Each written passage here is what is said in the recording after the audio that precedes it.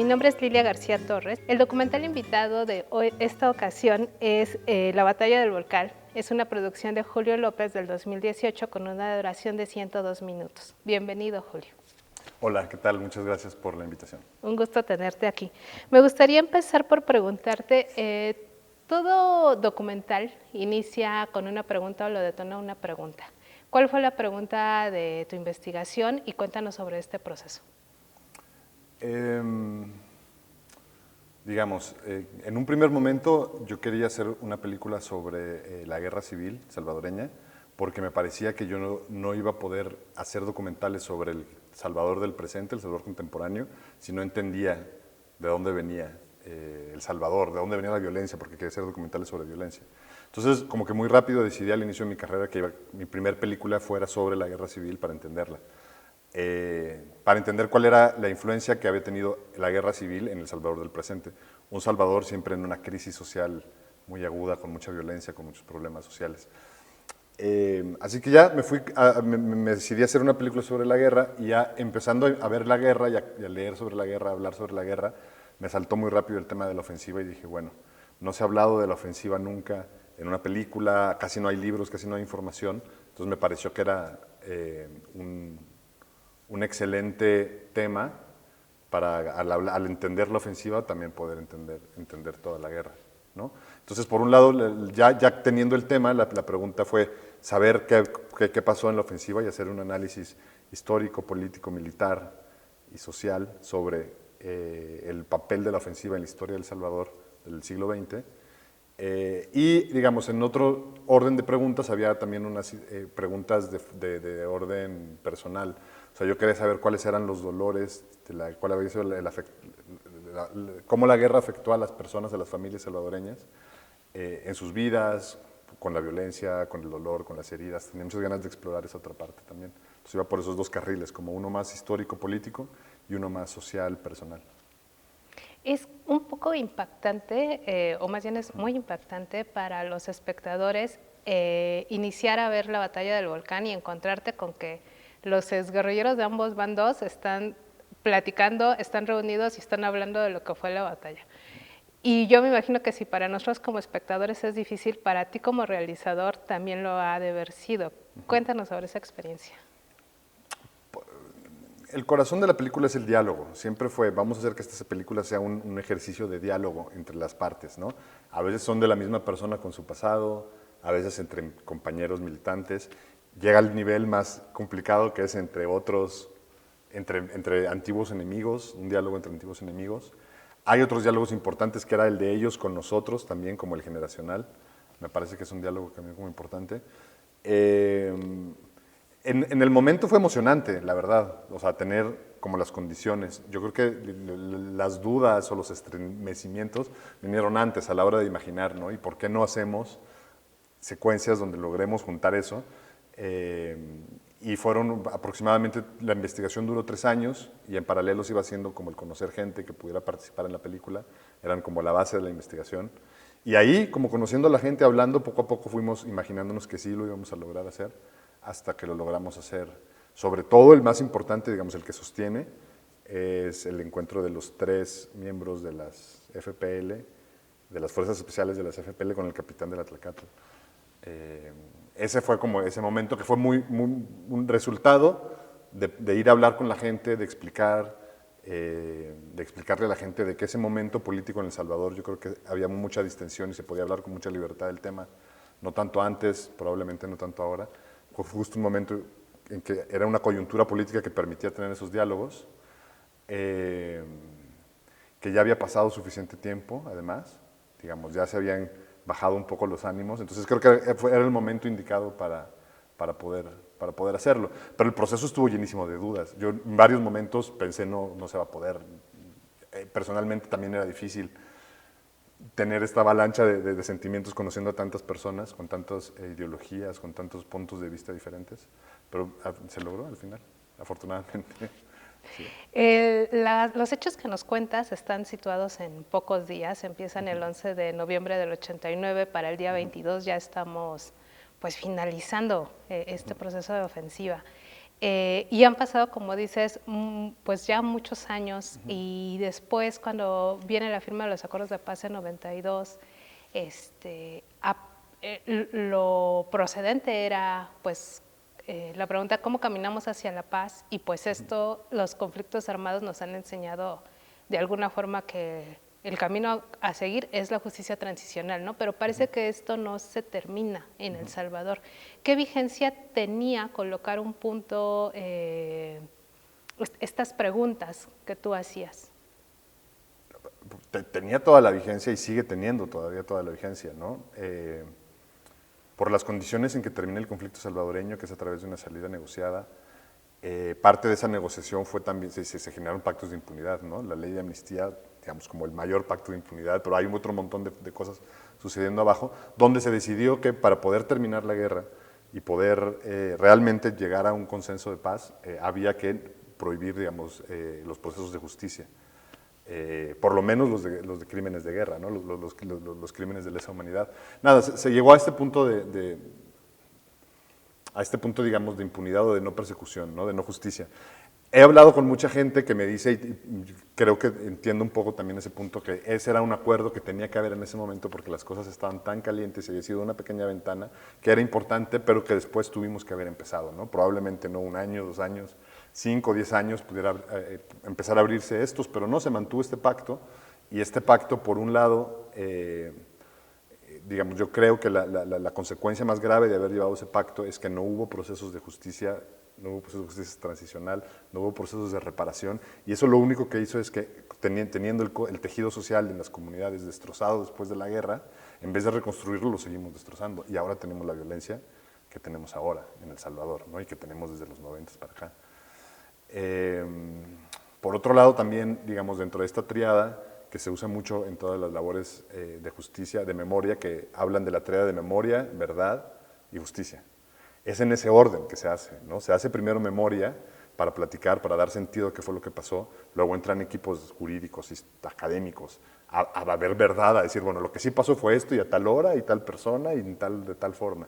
Y luego se hacen justicias que puede variar, la justicia transicional no es tan penalista, ¿no? Digamos, tiene como muchos niveles. A veces con pedir perdón es suficiente para hacer justicia, ¿no? En El Salvador no se hizo ni siquiera lo de memoria. Olvidémonos de lo de verdad y olvidémonos de los de, ¿no? Entonces era súper importante y sigue siendo importante, creo yo, hacer estos procesos de memoria que abran por lo menos esta cuestión de dar sentido a la tragedia que vivimos.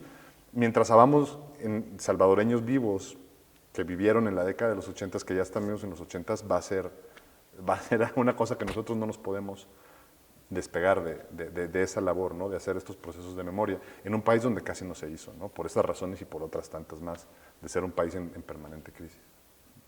En cuanto a las fuentes, creo que es un conflicto armado muy mediatizado, muy registrado tanto por la prensa internacional como por las propias organizaciones guerrilleras. Y, por ejemplo, de la ofensiva, pues inmediatamente las propias organizaciones sacaron dos documentales o 2 piezas audiovisuales que hacían justamente una crónica de la ofensiva. Epigmenio Ibarra también tiene un reportaje muy largo y profundo sobre lo que ocurrió, pero con el tiempo estos documentos se van perdiendo y quedan fragmentados y desligados.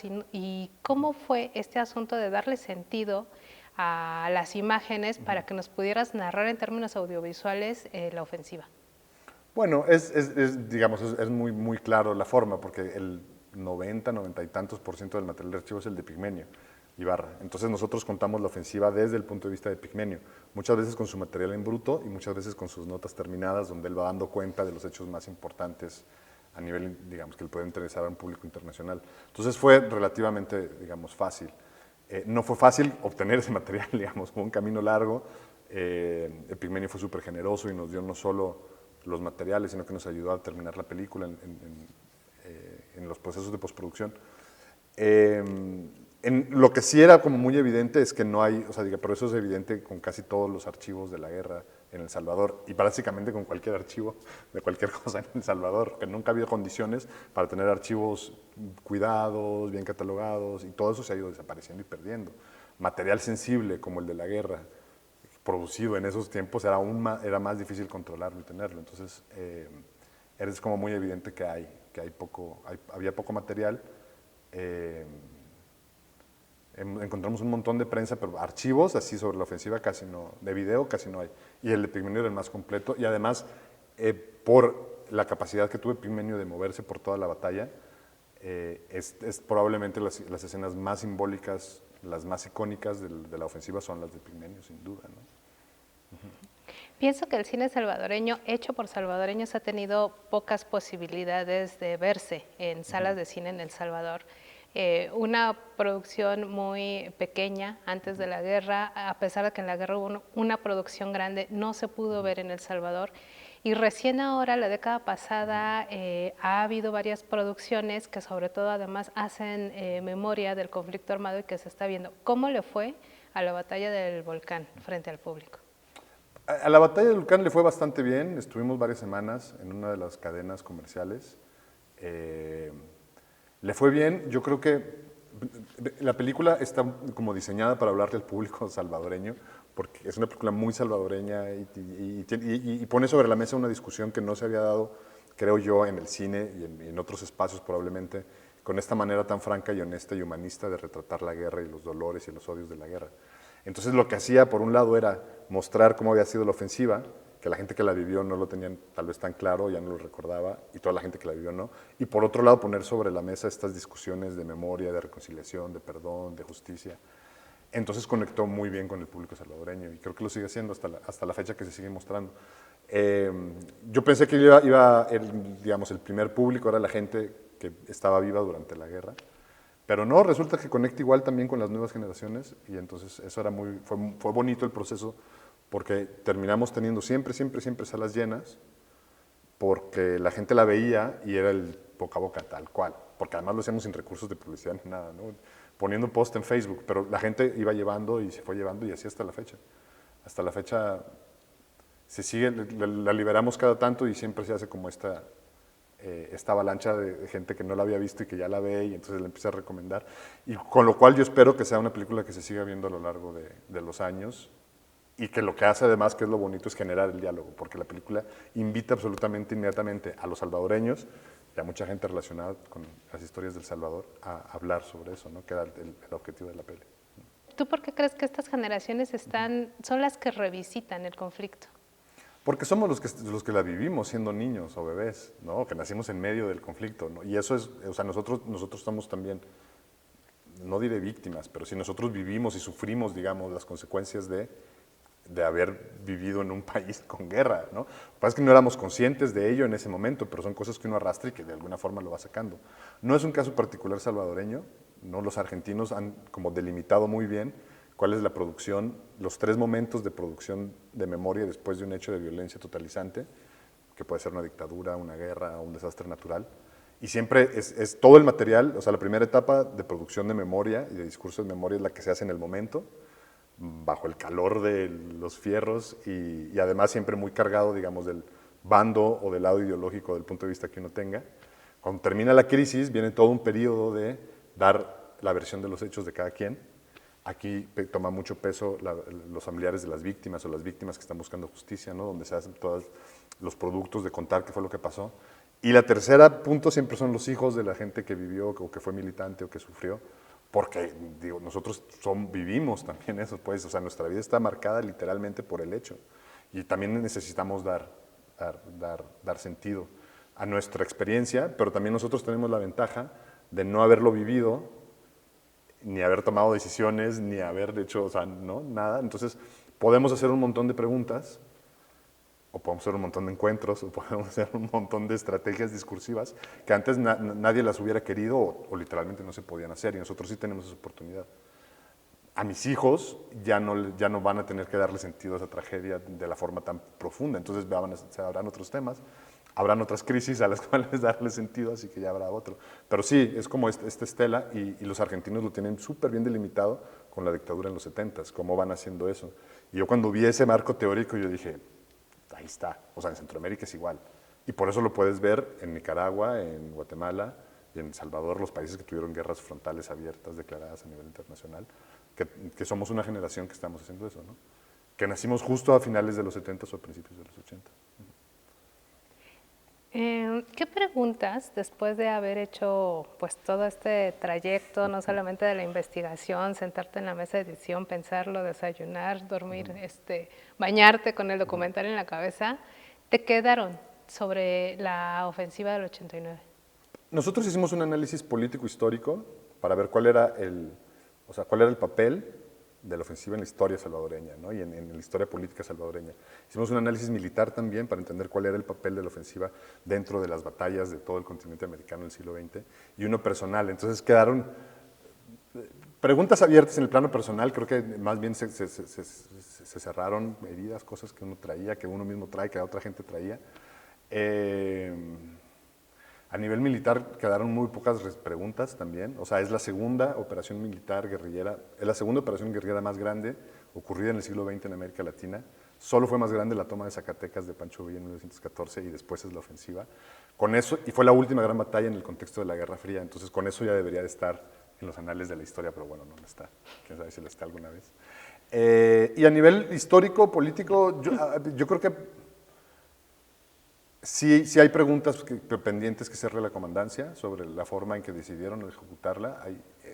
No da tiempo ahorita de contar todo, pero hay varias preguntas puntuales que no nos han respondido los miembros de la comandancia, y también igual el Estado Mayor, ¿no? Con la muerte de los jesuitas, la decisión de tomar el asesinato de los jesuitas, se blindó todo lo que sea de información sobre lo que se discutió en ese tiempo, ¿no? Entonces, creo que históricamente hay muchas. Estaba la moneda en el aire y se estaba jugando el destino de la región, porque otro Nicaragua hubiera cambiado la historia del continente, ¿no? O otra invasión de Panamá también, o qué sé yo, había muchas cosas ahí. Entonces hay un montón, ahí sí hay un montón, y es como una película de espías de la Guerra Fría buenísima, que daría para un montón de cosas. Ahí sí hay un montón de preguntas abiertas. Pero creo que el lado más importante, que es el personal, hay procesos terminados más que preguntas abiertas, porque luego nos enfrentamos a la posguerra, donde el baño de sangre continuó, no paró. Entonces, ahora vamos a dedicarnos a entender este otro baño de sangre en el cual estamos, pues sí, inmersos ahora, por desgracia. Y bueno, frente a esta perspectiva, este nuevo gobierno que ya salió del ciclo FMLN, Arena, etcétera, la posguerra, ¿tú qué avisoras para El Salvador? Bueno, una conflictividad terrible, ¿no? Yo veo la conflictividad que tenemos a inicios, digamos, de esta década, y no, el panorama no es nada alentador, nada alentador. O sea, la crisis política, la crisis ambiental, la crisis de violencia social, o sea, nos viene un siglo XXI terrible, pues, no va a ser mejor que el siglo XX. Ojalá que no sea peor, pero bueno, uno ya no puede comparar, el mundo ya cambió, ya es otro mundo, ¿no? Todo lo que era el siglo XX ya desapareció, ya vivimos otra realidad, y no va a ser una realidad sencilla para la región, ¿no? Incluyendo México, creo, ¿no? Aunque México es tan grande que es tan inabarcable, México puede estar bien en un montón de lados y en otros no. Centroamérica es tan chiquito que es imposible no sentir que uno está en medio del caos total, ¿no? Entonces, creo que no vienen tiempos pues, para nada fáciles, pues bien complicados. Bueno, para terminar esta entrevista con un mejor sabor de boca, sí. Dinos, ¿para ti qué es el documental? El documental, yo tengo mi teoría personal y le llamo el artefacto discursivo cinematográfico, ¿no? Es como un artefacto en el que uno tiene un montón de herramientas narrativas, estéticas, políticas, éticas, y lo agarras para aprender la realidad con H, ¿no? Este dispositivo tiene la capacidad de aprender pedazos de realidad, y con este mismo dispositivo uno arma un discurso y luego lo tiras, ¿no? Tratando de que la gente lo entienda y conecte y tenga algo interesante que decir en la historia de las ideas de la vida pública. Pero para mí es eso, es un artefacto, y yo le veo cara de satélite. Yo me imagino que es como que uno arma un satélite y lo tira al espacio y captura cosas y te hace pensar cosas, te ayuda a entender mejor la realidad, ¿no? Este artefacto discursivo.